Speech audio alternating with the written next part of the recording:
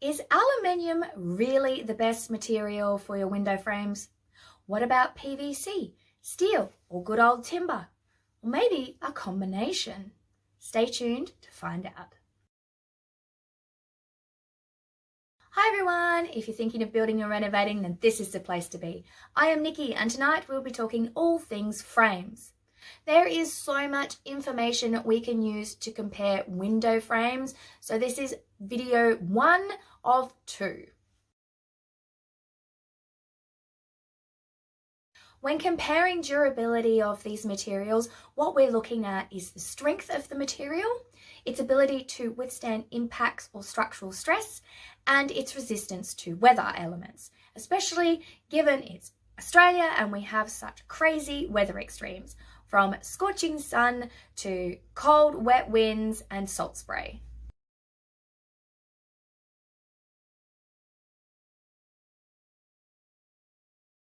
The least durable is timber. Now the quality and type of the wood used varies greatly, so obviously it depends on what you choose, but as it is a natural material, it is prone to warping, cracking and swelling, especially if it is not maintained correctly. It is also very susceptible to termites and other pests, and the size of your opening can be restricted by the size of the timber available. uPVC is reasonably durable and strong. It is resistant to rotting, warping and insect damage, and it does have a reasonable resistance to corrosion. It also has a really good weight to strength ratio, which means the tradies will love you. But word of warning, if you are installing these in a coastal environment, then do your research well. Some uPVCs are excellent in coastal environments and some aren't. It depends on the additives that are put in, the coatings that are on them, so always check with the local manufacturers as to what you're actually getting.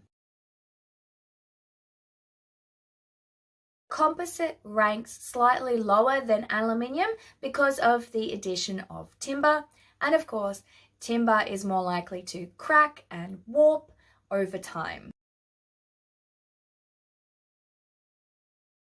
Now, aluminium has excellent durability and corrosion resistance, which makes sense as to why they are the usual go-to in modern homes. They are reliable, you can get decent spans with them, and they have a good strength to weight ratio. It's also lighter than steel, which again makes tradies happy. But its resistance to corrosion makes it really good for coastal applications, but bear in mind that aluminium and steel do not like each other, which means if you are building a steel framed house and you're putting aluminium windows in your steel framed house, they need to be isolated from each other, otherwise they will corrode. If you want the best of the best in terms of strength, then go for a steel frame. It is high strength, high resistance to weathering, staining, warping and impacts. And if you're in a coastal zone, additional coatings can be used to protect from salt corrosion. In short, it's solid, like seriously solid. Steel can show wear and tear sooner than other frames on this list, but it's usually aesthetic. Now, if you've seen any of my other videos, you know how much I love steel, but I appreciate steel is not for everyone. I should probably start up like a steel lovers group.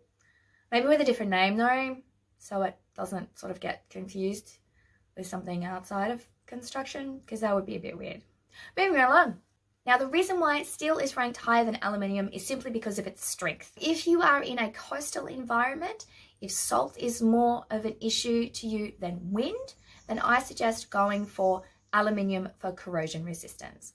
But if the strength of your building is more important, then I would choose steel with a coating against salt spray. So if you're living in an area that's prone to cyclones or bushfires, then perhaps steel would be a better option for you. In terms of lifespan, they are all about the same depending on the coatings, the weather and maintenance. Always look at the manufacturer's warranty and choose based on your location. Typically, you would expect aluminium and steel to outlast uPVC, which is about 20 to 40 years. But some hardwoods can last over 50 years, given the right conditions and if properly maintained. There are just too many variables to give a definitive answer on this. Before you window shop for frames, make our day. Please click the like button. When thinking about sustainability, what we are looking at is how the material is sourced and manufactured, how easy is it to recycle, the environmental impacts throughout the life cycle of the material, and is it cradle to cradle or cradle to grave. Now, nothing is 100% cradle to cradle, but for the purposes of this list, we're assuming that the windows that you are choosing are going to be recycled if they can be. And at the very end, what we're going to be looking at is the embodied energy of each of the materials. And just a reminder that sustainability is very different to energy efficiency. It is an entirely different category, so beware of the jargon that is used by manufacturers, because a lot of people will say, oh, if it's energy efficient, it's sustainable, which is quite false. So just be aware of that. If you want to choose a material that is better for the environment, then look at sustainability, not energy efficiency.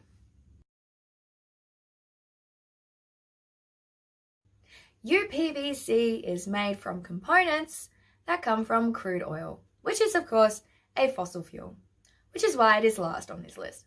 It is also non-degradable. It can be recycled, but it takes a lot of energy to do that. And I'm not really sure if you can take a uPVC window and recycle it into a new uPVC window. The jury's still out on that. If you find anything about it, I would love to see it because I couldn't find anything in my research that was actually definitive. That being said, it is getting better. I'm just not sure that the value is there yet. So obviously, if it's derived from a fossil fuel and we're not sure if we can recycle it back into what it is, then it's not really great from a sustainability point of view.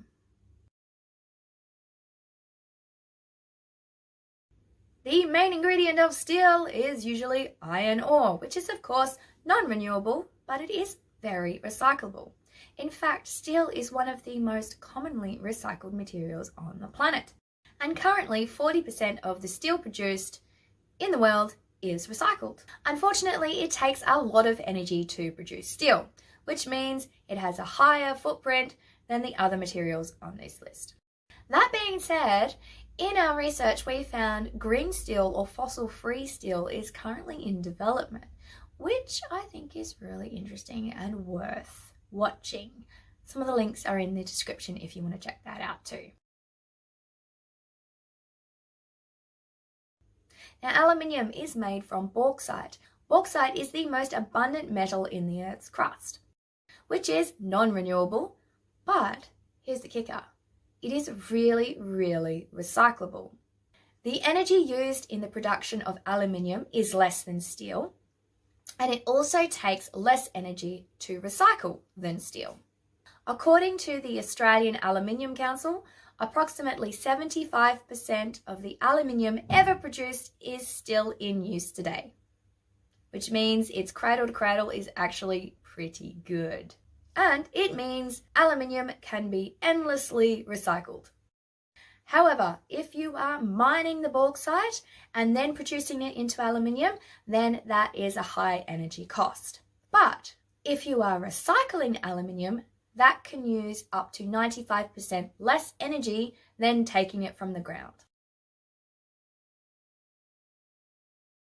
If you are thinking about an aluminium timber composite, then you have quite a good balance between a highly recyclable material, that is aluminium, and the natural timber. It is a really good in-between option, and obviously this is a little bit of a hint to what's number one. It's no big surprise that timber is number one for sustainability. it is a natural material, and if locally sourced, it is the most sustainable option. I say this with a grain of salt though, because if you take timber products that have lots of chemicals in them and are infused or like laminated or all of that sort of stuff, then it can change the embodied energy quite a bit. But in the grand scheme of things, it is a renewable resource. And of course, we can't plant iron trees, but we can plant timber trees. And trees store carbon, which is awesome. And the production of timber, typically, but not always, gives off less gas emissions than other materials. Now, if we look at all of these materials side by side and look at their embodied energy, we can see a massive difference, especially when you look at aluminium taken straight out of the ground and processed from the start to when it's recycled. The same thing with steel. Just on a side note, composite is really hard to compare because the ratio of the different materials varies a lot. So, as always, if this is important to you, then check with your local manufacturer for their data sheets of their specific product that you're thinking of using. The easiest way to compare energy efficiency is to look at the U values of the materials you're considering. When we think about windows or doors, then it relates to the whole window. So the frame, the glass, the air in between, if it's double glazed, any spacer materials used. A general rule of thumb, the lower the U value, the more energy efficient the unit is. In short, it's about how good they are at keeping the heat out in summer and the heat in winter. For the purposes of comparing energy efficiency for window frames, what we've looked at is the same type of glazing in the same location with the same solar heat gain coefficient or similar, and the U values being different. So that's what we've chosen as the defining factor to choose which is the best. Now, steel has the lowest energy efficiency as a base material because it heats up and cools down so rapidly. This means you lose heat faster in the winter evenings and gain heat faster in the summer mornings, which is bad. Not what we want at all. And that is just the nature of it being a metal. For a steel frame window, I would expect the U values to be between 1.4 and 6.1, with a typical being around the 5 mark. And in order to get those lower values, you'll have to do a lot of sealing and thermal breaks and whole manner of different things, which would add to the cost of the window. Now, aluminium is slightly better than steel in terms of energy efficiency, but not by much. I would expect to see numbers between 1.2 and 5.6. Obviously, with a thermal break, they perform much, much better.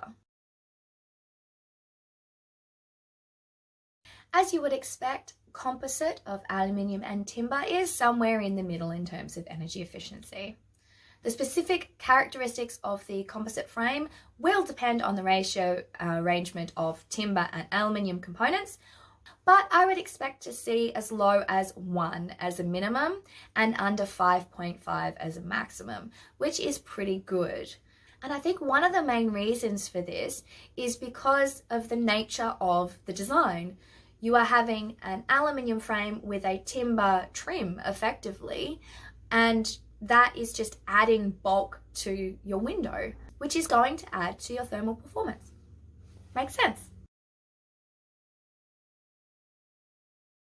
Timber does have excellent energy efficiency, but it does depend on the type of timber that you used. As always, check the data sheet of the material that you are considering. But if you're comparing timber with aluminium or steel, then obviously timber is going to have a lower conductivity because it's not a metal. If using a timber frame, you can get U values as low as 0.8 and it's maxed out at just under 6. And uPVCs are the best in terms of energy efficiency because of its low conductivity. It is a plastic after all. While the minimum of 0.9 is not as good as timber, the maximum U value of just under 5 means that $1 for product, you are definitely getting more bang for your buck in terms of energy efficiency. And it also means you don't have to spend all the money on the additional bells and whistles just to get it past your energy efficiency rating. That's all we've got time for, folks. Thank you for tuning in and join us next time for part 2 of window and door frames. I am Nikki, CEO and founder of Totally Wicked Group. Have a totally wicked evening.